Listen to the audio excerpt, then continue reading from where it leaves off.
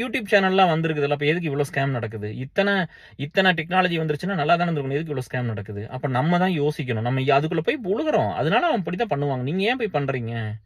நம்ம டேட்டா ஏன் வெளியில போற மாதிரி பண்றீங்க? நம்மளுக்கு எதுக்கு அவ்வளவு தூரம் சோசியல் மீடியா? இப்ப நான் இதெல்லாம் சமுதாயத்துக்காக சொல்ல வேண்டியது, வேலை பார்க்கறதுனால இந்த வேலையெல்லாம் இதெல்லாம் நம்ம பண்ண வேண்டியது இருக்கு. நான் எதுக்கு இந்த வீடியோ எல்லாம் பண்ணணும்? நான் இந்த சமுதாயத்துக்கு ஒரு 31 வருஷம் வேலை செய்யாம இருந்தேன்னா அதை பண்ணியிருக்க மாட்டேன். எனக்கு இப்படி ஒரு பாதிப்பு எல்லாம் அப்படிலாம் தான் நான் பண்ணியிருக்கவே மாட்டேன். நான் பாட்டில் ஜாலியாக என் வேலையை பார்த்துட்டு நாங்கள் பாட்டில் ப்ரைவேட் லைஃப் வாழ்ந்துட்டு போயிட்டே இருப்போம். இப்படிதான் நம்ம வாழ்க்கை வந்துருச்சு. இவ்வளவு யூடியூபர்ஸ் இருக்காங்க, இவ்வளவு பேர் இதெல்லாம் பண்ணும்போது ஸ்கேமெல்லாம் இருக்கக்கூடாதுல்ல. நம்ம சம்பாதிக்கிற காசை பாதுகாப்பா சூதானமா தானே வச்சிருக்கணும். நான் இன்னைக்கு உழைச்சேன்னா 10 வருஷம் கழிச்சு நல்லா இருக்கணும்ல. அப்படி இருக்க முடியுமா? 10 வருஷம் கழிச்சு உழைக்கலையும் நல்லா இருக்க முடியாது. இப்போ அப்படிதான் சுச்சுவேஷன் இருக்கு. அப்போ இதில் என்ன பெரிய வாழ்க்கையில் என்ன பெருசா நம்ம கிரேட்டா அச்சீவ் பண்ணிட்டோம்? நம்ம தாத்தா பாட்டி காலத்தை விட ஒண்ணுமே கிடையாது. நீங்க முடிஞ்ச வரைக்கும் ஒரு ரீகன்சிடர் பண்ணுங்க. ஃபேமிலியை பிரேக்கப் பண்ணாதீங்க. ஒரு குழந்தை இருக்குது அப்படின்னா அந்த குழந்தைக்காக வாழ கத்துக்கணும்.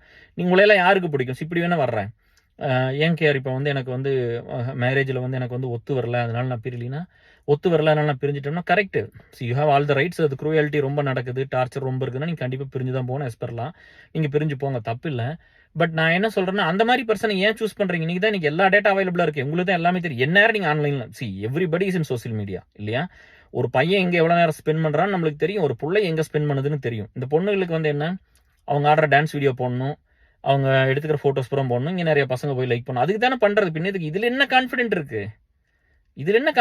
நான் அழகா இருக்கிறேன்னு சொல்றேன் உங்களுக்கு, எனக்கு என்ன கான்ஃபிடென்ட் இருக்கு? நான் நல்லா இருக்கிறேன்னு சொல்றதுல என்ன கான்ஃபிடென்ட் இருக்கு? என்னை பார், என்ன அழகை பாருன்னு சொல்றதுல என்ன கான்ஃபிடென்ட் இருக்கு? இதுல எல்லாம் கான்ஃபிடென்ட் கிடையாது. எவ்வளவோ ஒரு பையனுக்காக இவ்வளவு கஷ்டம் வந்திருக்குது. நான் தைரியமா நின்று ஒர்க் பண்ணி கொடுத்தேன். இந்த பொண்ணுக்கு இவ்வளவு பிரச்சனை நான் கூட இருந்தேன் அவங்க லைஃப்ல, அவங்களுக்கு இதெல்லாம் ரெடி பண்ணி கொடுத்துருக்கேன். அவங்களுக்கு ஒரு வாழ்வாதாரம் வந்துருச்சு. அந்த குழந்தைக்கு இனிமேல் பாத்துக்க அந்த பொண்ணு, அதுக்கு ஒரு வேலை வாங்கி கொடுத்தாச்சு, அதை படிக்க வச்சாச்சு, புஷ் பண்ணி நம்ம இருக்கிற ரிசோர்ஸில் வச்சு சொல்லி கொடுத்தாச்சு. இப்போ நம்ம இதுல எத்தனையோ பசங்க பிள்ளை இருக்காங்க. எல்லாத்துக்கும் ஏதோ ஒரு ஹெல்ப் பண்ணியிருப்போம். ஃபினான்ஷியலா இருக்கும், பர்சனல் ஹெல்ப்பா இருக்கும், இல்ல விசாவா இருக்கும், ஜாபா இருக்கட்டும், ஏதாவது ஒன்று பண்ணியிருப்போம். ஒரு சிலருக்கு ஒண்ணுமே பண்ணல, கேட்கவே மாட்டாங்க. அவங்கள அப்படியே விடலையே.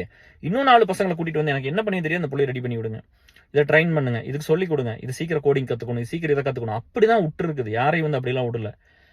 ஸோ நீங்க இதெல்லாம் பார்த்து புரிஞ்சுக்கிட்டு அந்த குழந்தைகளுக்கு ஒரு ஹார்டான லைஃபை கொடுத்துறாதீங்க.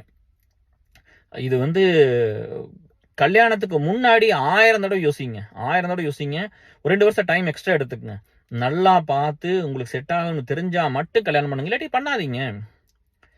பண்ணிட்டு குழந்தைகளோட பிரிஞ்சு போய் இன்னொரு பக்கம்லாம் போய் நம்ம இதுக்கு நம்ம ஆசைக்கு நம்ம போவோம், நம்ம பார்ட்னர் வேணும் போயிரு, குழந்தைக்கு என்ன ஆகும்?